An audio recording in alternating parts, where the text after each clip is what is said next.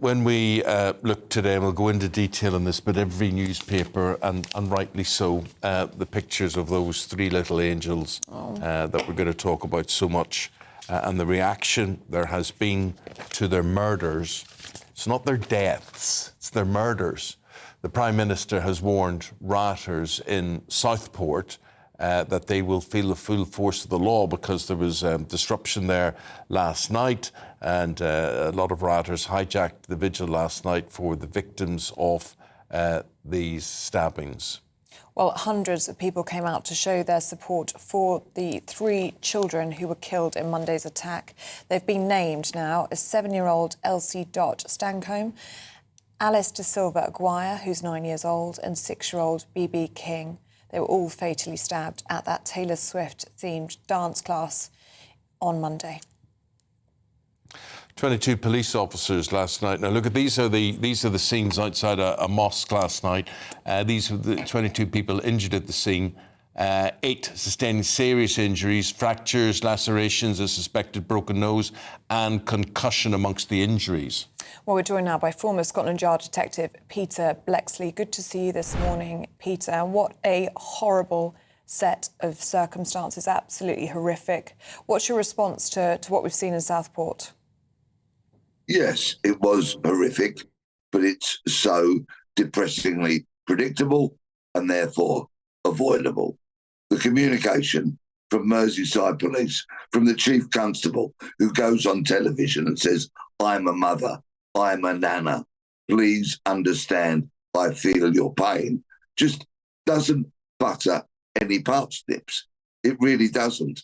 The communication has been appalling. The reach out to the community has failed. And because the police are so distant from the public these days, this kind of event doesn't surprise me in the slightest. Anybody could have seen it coming. See, but why does it come, Peter? Here is the point. This is sorrow beyond belief that we're dealing with here. The police as first responders were there doing their bit on Monday for all of this. And these people are heroes, and these people we rely on. So why am I looking at this? Why am I looking at these scenes? Why did the police become the villains in all of this? And you've called it out this morning, Eamon, and I thank you for that. These young girls were murdered, and police officers heroically went to the scene and tried to save lives and arrested the man. But the bigger picture is that in this day and age, with identikit senior police officers who are very learned because they've been to university and they've got letters after their name and they can write you a dissertation on reflective practice, but they do not know what the people feel, how it is to engage with people, what it's like on the streets, and therefore the connection and the communication is frankly non-existent.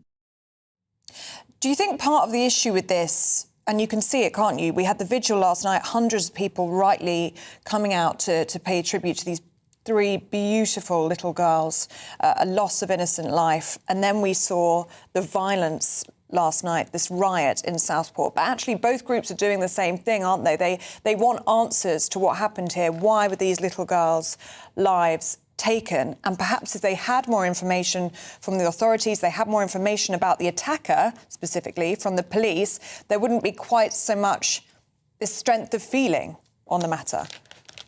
Thank you very much. But of course, oh no, the law says we cannot release information because this person is not 18 years old. They're a child.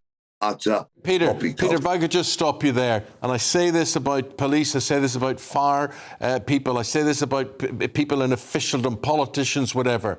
Right, just come back to me here. Right, what I think they should do, if I was in charge of their PR, they would say, folks, listen, we cannot give you details and this sort of thing because the law says we're not allowed to.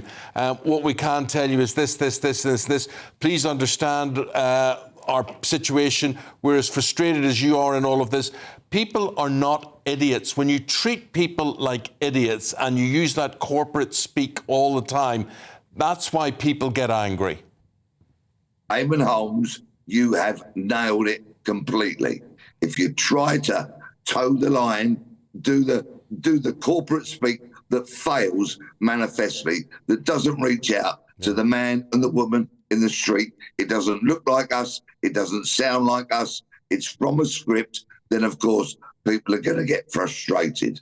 People, as you quite rightly say, are not fools. But unfortunately now we have an entire breed of senior police officers, university educated, College of Policing trained, who do not know how to speak to the man and the woman on the street. And then, Peter, when they don't speak to the man and woman on the street, that leaves a void, and those voids are filled by all sorts of theories. People believe information is being kept from them or they're being lied to. Absolutely. They think they're having the wool pulled over their eyes. And then the slightest tiny spark of rumour goes around the community like wildfire, and you literally, regrettably, have police vans being set on fire, police officers being injured, and they go from hero a couple of days ago to victims 2 days later. And that is a tragedy. When will senior police officers learn to connect with communities, be like and speak like real people, and stop their frontline officers being cannon fodder?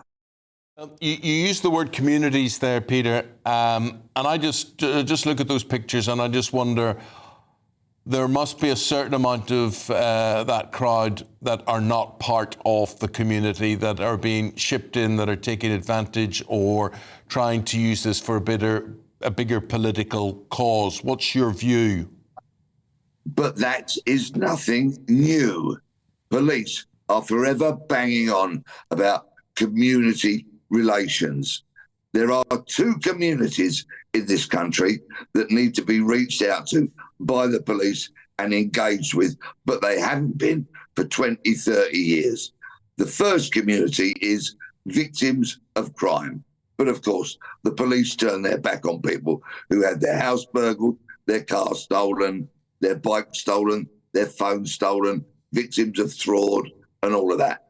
If you turn your back on people like that, who are the everyday, moderate mainstream of Britain, then it is no surprise that they turn their backs on you. The second community they need to engage with is people that carry out crime.